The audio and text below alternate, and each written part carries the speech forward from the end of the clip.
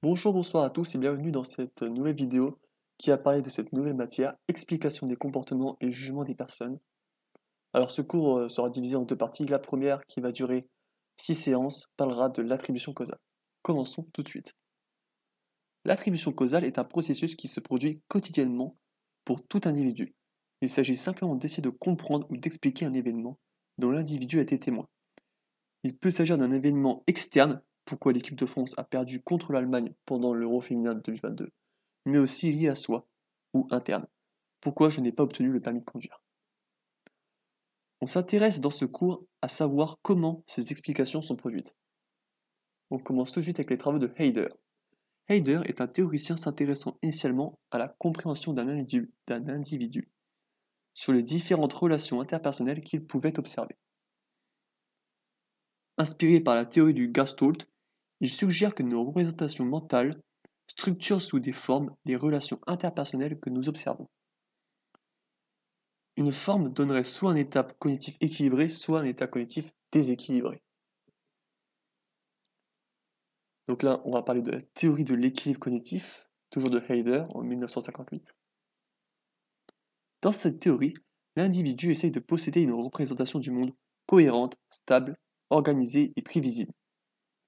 Cette représentation du monde serait le résultat de l'univers cognitif.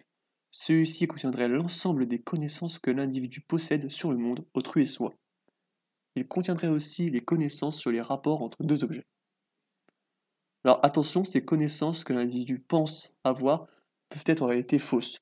Cependant, les vraies comme les fausses connaissances ont le même nom, des cognitions.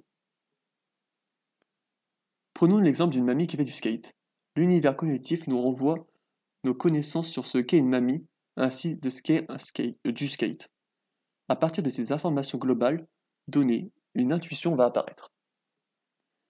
Il y a deux types d'intuitions, les intuitions de consistance et d'inconsistance.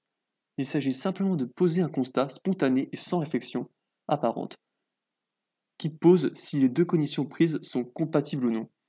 Dans notre exemple, mamie et skate ne semblent pas être compatibles. Comme pour les cognitions, une intuition peut être aussi vraie ou fausse, mais garde le même nom. Toujours dans cette théorie, deux types de relations sont possibles entre les cognitions, soit les relations d'union, notées U, soit les relations affectives, notées L. L est une attitude entre deux objets, positive ou négative. Par exemple, Patrick déteste le rap. U, donc les relations d'union, peut être une association entre deux objets, mais aussi une similarité, une causalité ou une appartenance. Bref, tout sauf une attitude. Par exemple, Patrick est un boomer.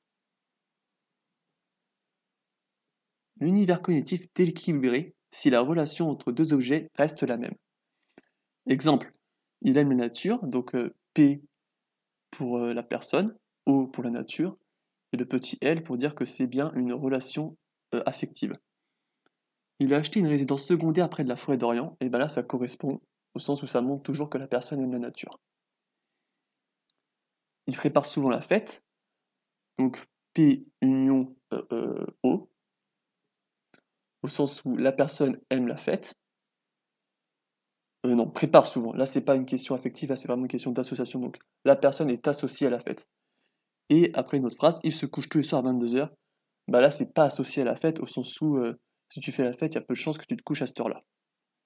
Alors ici, une contradiction vient rendre l'univers cognitif déséquilibré. Comme si ce n'était pas assez compliqué, une analyse en triade est possible. Cette analyse a pour but de savoir quand l'univers cognitif devient déséquilibré. Utilisons le proverbe "Les amis de mes amis sont mes amis". Donc, les amis de mes amis sont mes amis. Donc, les amis de mes amis, on peut mettre un signe positif pour dire ami. De mes amis, donc imaginons que nous sommes A, je suis ami avec B qui est aussi ami avec C, et la fin du proverbe sont mes amis. Donc là, il y a une triade positive. Donc la somme, enfin plutôt la multiplication, plus par plus par plus, ça fait un résultat positif, ce qui fait qu'ici, l'univers collectif est équilibré. Maintenant, on peut faire d'autres exemples. Les amis de mes ennemis sont mes ennemis. Donc les amis de mes ennemis sont mes ennemis. Moins par moins, ça fait plus, multiplié par un résultat positif. Ça fait donc une somme positive, donc c'est-à-dire que euh, l'état cognitif est ici équilibré. Hop, je descends. On va faire encore deux autres exemples. Les amis de mes ennemis sont mes amis.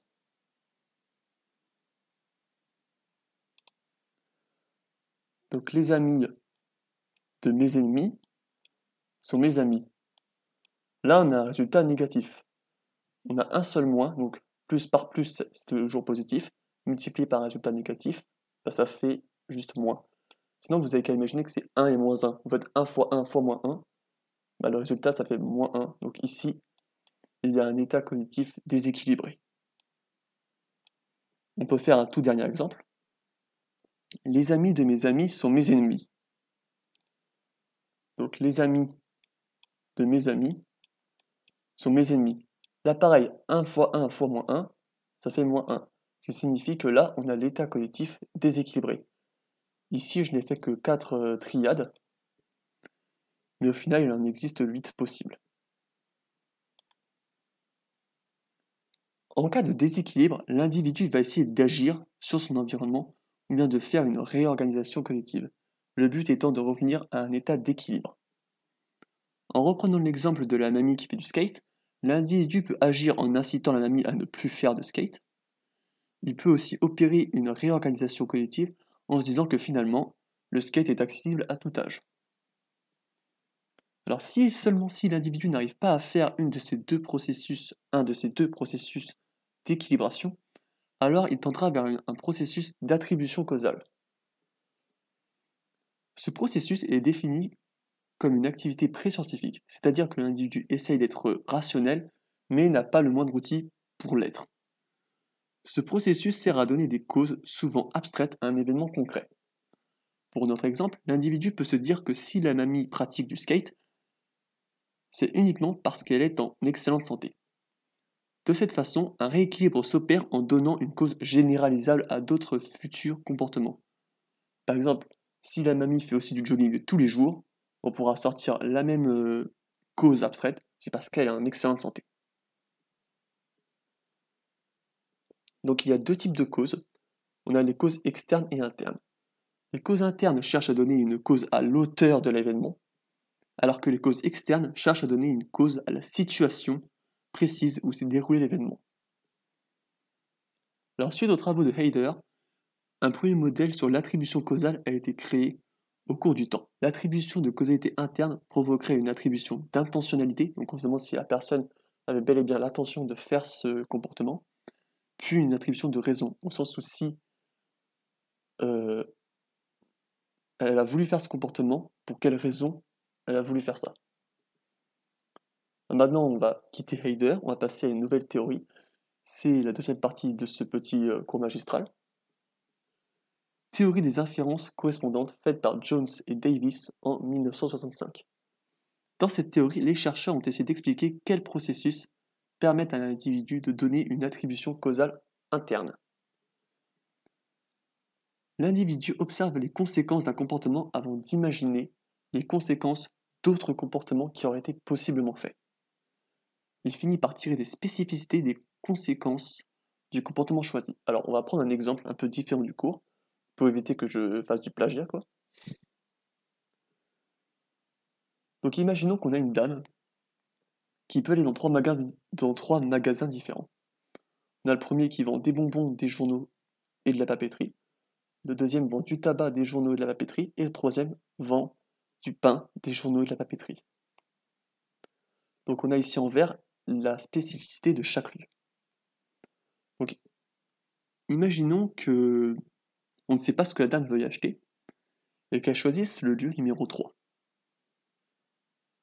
La cause interne qui va être donnée ici est qu'elle veut acheter du pain. Alors qu'en réalité, il est parfaitement possible qu'elle choisisse le numéro 3 pour acheter un journal qui serait finalement juste moins cher que les autres lieux. C'est pour dire que c'est pas parce qu'on a une causalité interne que c'est forcément. La causalité n'est pas. La causalité que nous donnons n'est pas forcément vraie. Voilà, j'ai un peu bégayé, je m'en excuse. Donc pour pouvoir faire une attribution causale interne, l'individu doit être en mesure de réflexion et posséder des connaissances suffisantes sur la situation et ses conséquences. Bien sûr, il prend aussi en compte si la personne qui fait ce comportement est libre de choisir et d'agir. En un mot, si son acte est intentionnel. En effet, si la personne n'a pas l'intention d'aller vers un choix, le raisonnement peut en devenir absurde. Par exemple, un enfant tombe dans la rue et se casse le bras. Il pouvait rester debout et ne pas se casser le bras. Il est donc tombé parce qu'il voulait se casser le bras. Là, le raisonnement est complètement faux parce qu'on ne prend pas en compte une chose, c'est que l'enfant ne voulait pas tomber. Et il n'y a donc pas eu d'intention. Alors, pour finir la vidéo, passons à l'expérience de Jones, Davis et je sais pas comment dire son nom, en 1961, qui montre l'impact de la désirabilité sociale dans les inférences correspondantes. On apprend dans cette expérience qu'une inférence correspondante sera plus forte lorsque le comportement est indésirable et inattendu. Dans cette expérience, les sujets écoutent une interview dans laquelle ils ont l'attente d'un astronaute introverti et d'un sous-marinier extraverti. Au sens social, en fait, on voit un astronaute comme introverti et un sous-marinier comme extraverti. Au sens où tout le monde, c'est presque comme une norme, tout le monde les voit de cette façon-là. Or, au cours de cette interview, si l'astronaute se montre extraverti, donc là on est dans une situation inattendue par les sujets, alors ces sujets l'estimeront comme encore plus extraverti que le sous-marinier. De même qu'un sous-marinier qui se montrerait introverti sera estimé par les sujets comme plus introverti que l'astronaute, même si finalement ils ont les mêmes comportements. Bon, j'espère que c'était clair parce que c'est vrai que le graphique de cette expérience dans le cours est pas très simple à comprendre. Mais en tout cas, j'espère que cette vidéo vous sera utile, peut-être qu'elle vous aura plu, et je vous dis à bientôt pour une nouvelle vidéo.